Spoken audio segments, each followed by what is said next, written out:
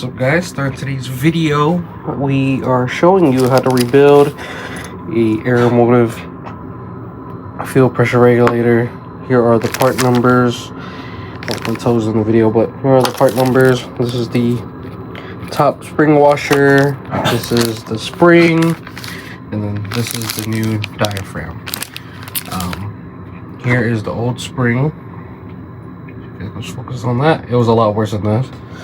We did try to clean it up a bit, and then here is the old top top spring washer. And this is how it looks like compared to the old and new. You can see a huge difference. And today we're going to be rebuilding this because I think what happened was that these parts right here and the old diaphragm, which is right here, seized up. So I'm gonna get a before and after photos of the new parts and the old parts before we put this in. In today's video, we're just gonna show you how to rebuild it, what parts goes where, how to put everything together, just in case you run into the same problem as me, which is aeromotive fuel pressure regulator, super old, been ran through E85, and everything inside just got corroded and it's not doing its job. So this is why we are replacing it. Show you guys how this all gets put together there. This will sit in there, this will sit on top, and this, make sure the oval then goes inside like that, and it's just like that on the inside. And then pretty much you can either loosen this so you can tighten it down, but just make sure that you remember how much pressure that was getting pushed in, because the moment you loosen this, the fuel pressure is going to be all sorts of different. So try to remember what your fuel pressure was set at before you do this. Or there's another way of doing it where you basically just try to compress this onto this when you're squeezing it all together and just putting the bolts down.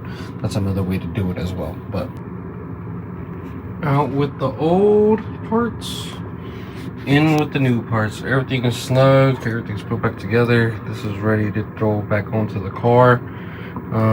First thing I'll say is compressing the spring was a lot easier with the new one that we got. Also, yeah, this is the old parts. I'm not exactly sure why the old parts look so different from the new parts. I would say this looks exactly the same. The screen is black, so I'm not exactly sure if they updated it or something, but it's now a black screen. Spring looks exactly the same.